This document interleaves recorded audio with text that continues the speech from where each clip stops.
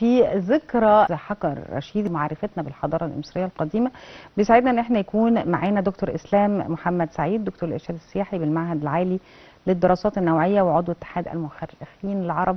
صباح الفل يا فندم، ازي حضرتك؟ صباح الفل يا فندم على حضرتك. نهارك سعيد. نهارك سعيد يا فندم.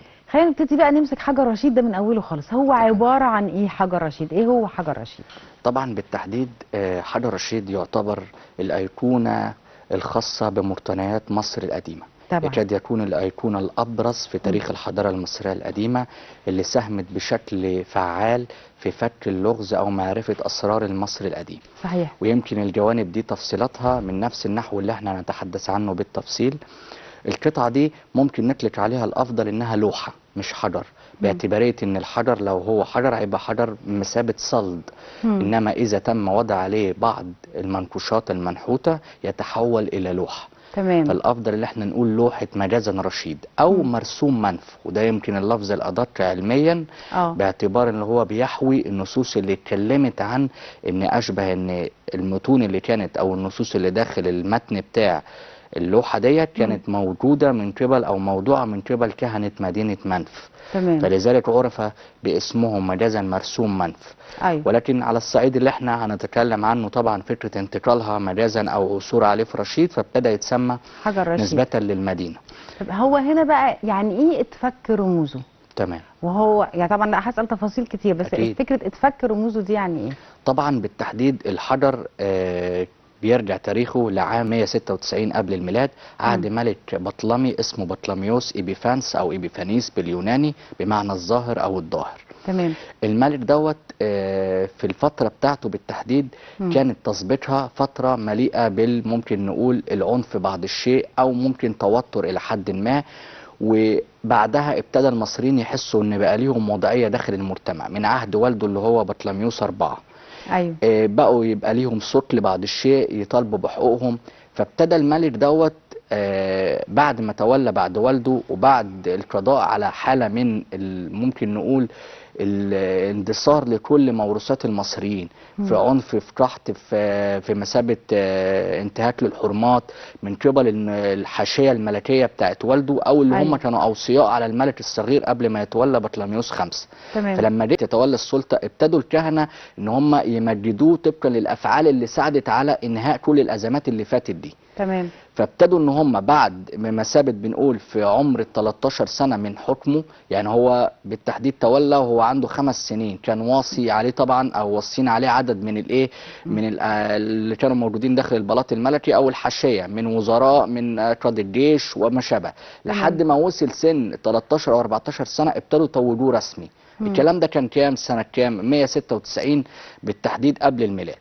تمام. وكان عشان ابقى دقيق حتى في المعلومه من نهايه او نوفمبر 197 ابتدوا بقى يوثقوا الحدث بتاع تتويجه بالتحديد 27 مارس 196 قبل الميلاد. تمام. وده كان تاريخ وضع المرسوم بتاع الحجر ده، اللي اتكلم عن عدد من التفصيلات هنوصفها بقى بالصوره اللي هو عمل ايه الملك. تمام. طوال الفترة دي طبعا بنتكلم بقى ان هو توج رسميا، بس ابتدى يبقى فيه اسهامات عملها في السنة اللي هي تثبت العام اللي عملوا فيه المرسوم ده او اعلنوا عن المنشور اللي الملك عمل ايه. تمام. هو طبعا وزوجته كليوباترا الاولى بالتحديد. ايوه. الاعمال اللي عملها الملك اللي هنتكلم عنها ابتدوا ان هم يردوا عليه بتمجيد بان هم الكهنة المصريين اجتمعوا في مدينة منف وابتدوا يكتبوا الاعمال اللي عملها دي، ويكتبوا ان هم هيعملوا اعمال مقابله ليها كمثابه رد الجميل على ما هو اتمه للمصريين مجازا هو وزوجته. تمام. الحيثيات بتاعه الكتابات اللي هنتكلم عنها في المتون وايه اللي كانت بتوصفها كانت مرتوبه ب3 بالتحديد خطوط، وانا قصدت هنا بالعمد اذكر 3 خطوط، ما قلتش 3 لغات. لان هي كانت مرتوبه بلغتين لو احنا قلنا كده و3 خطوط. بمعنى ايه؟ ان كانت بتحتوي على اللغه المصريه القديمه اللي متقسمه بمثابه مرتعين، مرتع مرتوب بالخط الهيروغليفي ده الاول لو استعرضنا الصوره مع بعض كمان، والمرتع الوسطاني اللي هو الديموتيكي يعني الجزء الاولاني خالص اللي هو يمكن مشطور شويه جزء منه. ايوه ده المتن الهيروغليفي اللي هو كان بالتحديد باللغه المصريه القديمه اسمه ميدونتر، يعني الاقاويل المقدسه او الكلام المقدس. تمام. هيروس جلوفيس اللي هي باليوناني سموها كده اليونان لما جيهم قالوا يعني انتوا الخط ده بتكتبوا بيه ايه؟ قالوا لهم ده بالنسبه لنا الخط المقدس، فابتدوا يكتبوا اللفظ او يترجموا اللفظ باليوناني هيروسجلوفيس اللي هي اتحولت لهيروغليفيك او الهيروغليفي دلوقتي. تمام. ده كان بيتكتب بيه اغلب النصوص الدينيه في مصر القديمه، وكان الخط الاساسي او الخط المقدس مجازا. فده مكتوب في المتن في الجزئيه الاولانيه، باعتبار ان هو هنا بياكد ان ايه؟ ان الملك ابتدى يمشي على التقليد المصري القديم، زي ما انا لسه موصف ان كان في حاله مزريه بعض الشيء قبل أيوة. من ذلك، فابتدى ان هم يغيروا الى حد ما في عهده، فابتدى يعترف رسمي او ياكد الاعتراف واهتمام باللغه المقدسه او اللغه المصريه القديمه في الخط بتاعها اللي هو الهيروغليفي. أيوة. وطبعا اللي متبقي منه 14 سطر، فوتت طبعا البقيه في الاجمالي كان حوالي 52 سطر مجازا. طيب حضرتك بتقولي لغتين وثلاث خطوط بالظبط. اللغه الاولانيه اللغه المصريه القديمه، منها الخط الهيروغليفي اللي هو واخد الجزء الاولاني. واللغه اليونانيه اللغه الثانيه. الجانب الاولاني اللغه المصريه القديمه منها خطين، الهيروغليفي اللي احنا وصفناه في المرتع الاول ده اللي هم متبقي منهم 14 سطر من اصل كام؟ ما يقرب 52. واضح كده؟ طيب الجانب الوسطاني كان مكتوب بالخط الثاني من اللغه المصريه القديمه برضه، اللي هو الخط الديموتيكي. تمام. ودي جت من كلمه برضو اليونان اطلقوها على نوعيه الخط اللي هي ديموتيكوس، بمعنى الخط الشعبي، بس ما يقصدوش اللي هو خط اللوكال يعني او العامه، بقدر ما هم يقصدوا ان ده الخط المتبع في التعاملات الحكوميه والاعمال التجاريه وعقود البيع والشراء وما شابه. تمام. فطبيعي هم بيتكلموا على اعمال الملك انتجها داخل الدوله، من تشييد معابد، ترميم معابد، افراج عن اسرى وما شابه، منع او مثابه سماح بعدم وجود ضرائب او التزامات للكهنه، فكل ده متعلقه بالبنود حكوميه. فاضطروا يكتبوا بالايه؟ بالخط ده. طب كده يبقى عندنا خطين من اللغه المصريه القديمه، اللي هو الوسطاني اللي اللي الصوره نازله له ده الديموتيكي، ده حوالي 32 سطر بالتحديد. ده يعتبر الكامل فيهم كلهم يعني. ايوه. الجانب الاخراني بقى اللي هو الخط اليوناني اللي هو ضمن اللغه اليونانيه القديمه. ايوه. ده لوحده بقى. ما هي دي النقطه بقى المهمه جدا. اللي هي بقى متعلقه بايه؟ ان بقى عندنا في انتشار مهم، المراحل متعلقه باللغه المصريه القديمه مرت بعدد من المراحل المختلفه. المراحل المختلفه دي شكلت تطور في اللغه المصريه، فعندنا الخط الهيروغليفي والهيراتيقي ظهروا مع بعض. دول اشبه ان المختصر، زي فكره مجازا اشبه بالنسخ والرقعه. تمام. واضح كده؟ بعدها بفتره متقدمه جدا ظهر النوعيه الثالثه اللي هو الخط الديموتيكي. تمام. بعدها ابتدى يظهر الخط الايه او الكتابه القبطيه مجازا. اللي هي بقت ميكس. تقول ان الكتابه القبطيه ظهرت قبل اساسا على اعتبار ان هم كانوا عايزين يتخلصوا من كل ما هو مجازا وثني، او يبعدوا عن الاشارات اللي هي متعلقه بالرموز التصويريه كعلامات متعلقه مجازا باشكال خاصه بحيوانات او طيور او ما شابه. تمام. فابتدوا ان هم يستغلوا ايه؟ الحروف اليونانيه. تمام. الحروف اليونانيه وينسجوا ويضيفوا عليها علامات ديموتيكيه متكونه من ايه؟ متكونه من 24 حرف يوناني بالتحديد و7 ديموتيكي، لان في حروف في اللهجات اليونانيه ما لقوهاش موجوده عندنا. يعني احنا كنا ماشيين على بعض المقاطع المعينه، طب اما اجي دلوقتي انا مش عايز اشتغل بقى بالعلامات الهيروغليفي ولا الديموتيكي دي، طب انا اعمل ايه؟ الموقف ايه؟ قال لك استعين باليوناني اللي هم محتليننا، خدهم زي فرانكو عرب نفس الفكره كده، خدهم كعلامات بس وانطقهم بمنطوق. طب ايه اللي يعادل؟ فبنلاقي مثلا زي الايه في الانجليش مثلا بيبقى نفسها العربي الالف الى حد ما. فابتدوا يقربوا. طب في فجوه حصلت ان في بعض المنطوقات عندنا باللهجه المصريه مش موجوده في الحروف اليونانيه، فابتديت استخدمها منين؟ اخدها من الديموتيكي، باعتبار لو احنا بصينا على اللوحه الديموتيكي ما فيهوش العلامات طبعا مع التطور بقت شكل مثلا الطائر او شكل الراس الحيوان ما بقتش باينه، فابتدى يندمج ايحاء ما مع اليوناني على باعتبار انها علامه عاديه كده.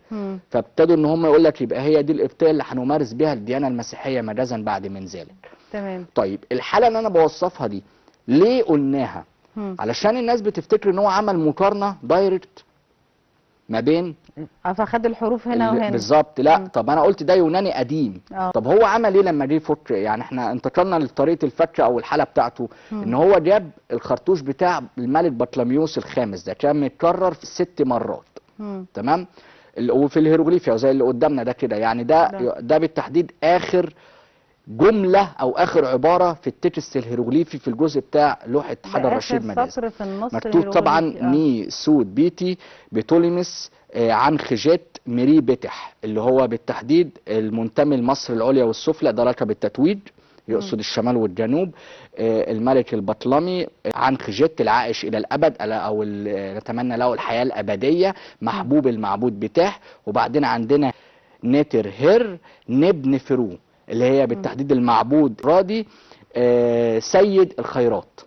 ده يمكن التكست اللي مكتوب او اخر تكست في لوحه حجر رشيد. وده طبعا يرجعنا للنقطة أخرى اللي أنا بتكلم إن هو لما جه يقارن أخد الخرطوش اللي قدامنا ده اللي هو العلامة البيضاوية دي اسمها أيوة. الشن، بمعنى المحصن أو المحاط. الفرنساويين لما جيهم شافوها كده أشبه إن هي عاملة زي طلقة الخرطوشة بتاعت البندقية. أيوة. فعشان كده اللفظ أصبح متدارج إن إحنا دايما نقول الخراطيش الملكية. إنما هي اللفظ الأساسي باللغة المصرية القديمة الشن بمعنى المحصن أو المحاط. فابتدوا إن هم ياخدوا الشكل ده ويقارنوه بقى بإيه؟ باليوناني، فما ظبطش.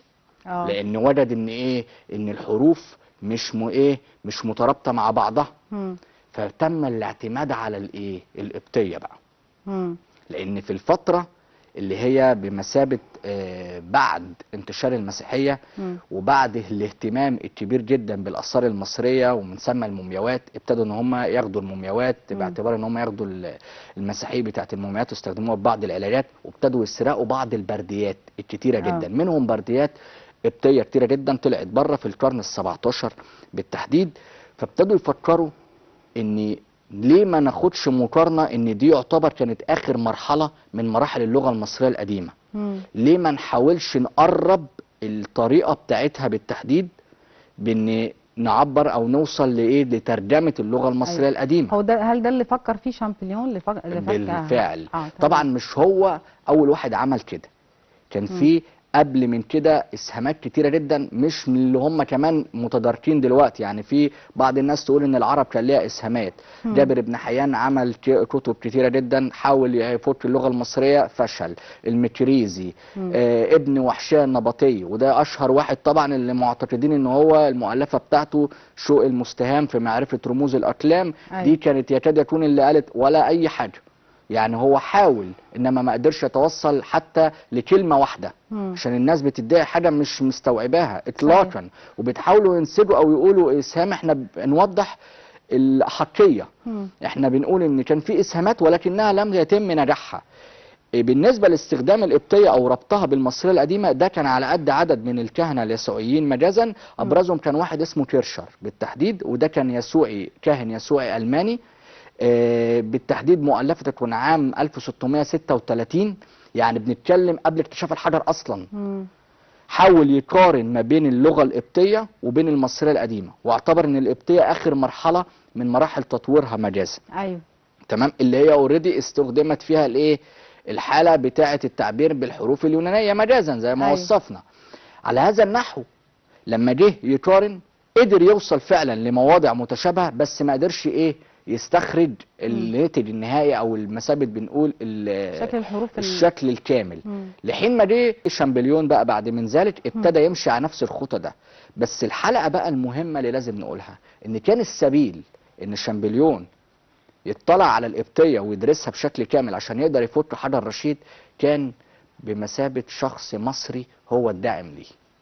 وده كان بيدعى يوحنا الشفتشي، وده يمكن قعد فترة طويلة جدا مخفي عن الساحة، يكاد يكون ان هم مش عايزين يذكروه او مش عايزين يقولوا اي جانب متعلق بيه عشان يظل السبق للفرنساوي هو اللي اللي اكتشف وهو اللي ساهم. على الرغم ان كان في توماس يونج قبل شامبليون وغيره من العلماء برضه عملوا اسهامات جيدة، بس ما كانش فيها نجاح كامل. الا ان احنا لما جينا طب احنا عرفنا منين؟ هل في حاجة ولا احنا مثلا بنحاول نفتخر دايما بنفسنا فبنذكر ان المصري ليه اسهام في اي حاجة وخلاص؟ اطلاقا. ان عندنا مذكرات شامبليون اثرنا على بعض الجوانب اللي هي الجوابات او الخطابات اللي في الرفات بتاعته، ودي كشفوا عنها الورثة وما زالوا بيطلعوا حاجات جديدة عنه كمان. كانت خطابات بيرسلها لاخوه زي نظام رسائل بيخبروا ان هو ابتدى يتعلم القبطية على ايد كاهن اسمه يوحنا موجود هنا في فرنسا من اصل مصري، وان هو بيذهب ليه يوميا ليتلقى الدروس بتاعه القبطيه. وكان بيقول له ان انا في منظوري ان شايف القبطيه دي هي السبيل ليا لتعلم اللغه او لفك رموز اللغه المصريه القديمه. تمام. على هذا النحو ابتدى ان هو يتعلم القبطيه ويتقنها، كان عنده شغف بيها هي والعبريه والعربيه واللاتينيه واليوناني، هو كان مهووس باللغات القديمه. ايوه. على الرغم ان هو وقت اكتشاف الحجر يعني كان عنده ما يقرب من 10 سنين. يعني هو اتولد 1790 والحجر تم اكتشافه 1799 بعد قدوم الحمله مجازا يعني. ولكن كان بيجيله اخبار ان حجر رشيد ده الدنيا مقلوبه عليه. مفيش اي دليل يوثق ان هو مثلا اشتغل معاهم ولا كان موجود وقت الحمله، عشان الناس ممكن تفتكر هو كان موجود وقت الحمله معاهم. اطلاقا. ده بعد ما الحمله رجعت بقى فيهم واحد بمثابه كان ماسك اشبه بمحافظ في المدينه اللي هو بيقيم فيها شامبليون في فرنسا بالتحديد. ده كان اسمه جوزيف فوريه. ده كان من ضمن العلماء اللي كانوا موجودين في الحمله الفرنسيه، وكان معاه نسخه من حجر رشيد، طبعا نسخه مطبوعه يعني على احدى اللفافات بالتحديد. فطلبها منه، قال له انا عندي شغف وابتديت اتعلم القبطيه وعندي فكره معينه ان انا هحاول اشتغل عليها زي ما كل الباحثين في كل دول العالم بيبتدوا يشتغلوا من اجل ان هم يوصلوا للغز الايه اللغه المصريه القديمه. فابتدى يديله نسخه، يعني عايز اقول لحضرتك ان هو اشتغل على نسخه مقلده كمان، مش الاصل اساسا. هو ما شافش الحجر. يعني هو فك الحجر من غير ما يراه، دي نقطه مهمه جدا طبعا. دي بتوضح لنا فيه ملابسات وفيه اسرار مهمه جدا. اضافه على ذلك ان لو رجعنا ان بعد ما يعمل المقارنه ونفس التسلسل، لما جينا خدنا اسم بطلميوس مكتوب باليوناني بالكامل وجينا كتبناه بالقبطي لقينا الحروف قلت. فلما جيت قارنته بالمصريه القديمه ابتدى يحصل تشابه في الربط. بناء على ذلك ابتدى هو يعتمد ان دايما الحاجه يرجعها للقبطي ويبتدي يقارنها بعد من ذلك، ونجحت الفكره. في بعض الاخطاء اللي وقع فيها اكيد في البدايات، بعد من كده ابتدوا العلماء اللي هم اللاحقين ابتدوا يطوروا او بمثابه يستكشفوا اكتر وممكن يصوبوا او يعدلوا بعض الجوانب بصوره ما. ولكن يظل ان الاسهام كان مشترك ما بين جان فرانسوا شامبليون وبين يوحنا الشفتشي اللي هو الكاهن المصري. وده على فكره مش بس الاسهام اللي عمله بس، طب هو ايه اللي وداه فرنسا؟ ده سؤال مهم يعني. ايوه. نتاج ان هو اوريدي كان موجود وليه دور كمان في كتاب وصف مصر. يعني الشخصيه دي كان ليها باع كبير جدا طبعا. ويعني المكتبه الوطنيه بباريس فيها خطابات تزكيه لوزير الداخليه الفرنساوي في الوقت ده، ان اثناء الاجتماعات لعلماء الحمله الفرنسيه بعد رجوعهم من مصر، لما يبتدوا بقى ينظموا الاجتماعات عشان يوضعوا الاطروحه مثابه او الموسوعه بتاعه الكتاب، ففي تزكيه ان لابد من الاستعانه باحدى الكهنه المصريين يدعى يوحنا الشفتشي. نتاج ان هو كان على درايه بعدد من اللغات وعلى درايه بالعلوم المصريه القديمه وبيعرف طبعا يتكلم الفرنسيه، فده هيساعدكم في اتمام الكتاب. يعني اذا بقى ليه اسهام في كتاب وصف مصر اللي هم وضعوه، اللي اشبه ان هو اتكلم عن العلوم الطبيعيه وجغرافيه مصر بصوره كامله في عدد من المجلدات واللوحات اللي هي المرافقه ليها او الخرائط بالتحديد. بالاضافه ان هو كمان ساهم بعد من ذلك اثناء بقائه في فرنسا على تعليم القبطيه او اللي هو كان راعي كل الكهنه الارباب. الحجر ده بقى وصل انجلترا ازاي؟ طبعا دي نقطة مهمة جدا طبعا، لأنه حاجة بالقيمة دي وبالأهمية دي كانش المفروض ان هو يطلع بره الحدود أبدا. يعني الحجر بالتحديد المادة بتاعته من الجرانو ديوريت اللي هي الجرانيت، حجر ناري طبعا من الجرانيت والديوريت. وده خطأ برضو لحد سنة 1998 كانوا بنكتب في كل الكتب البازلت الأسود.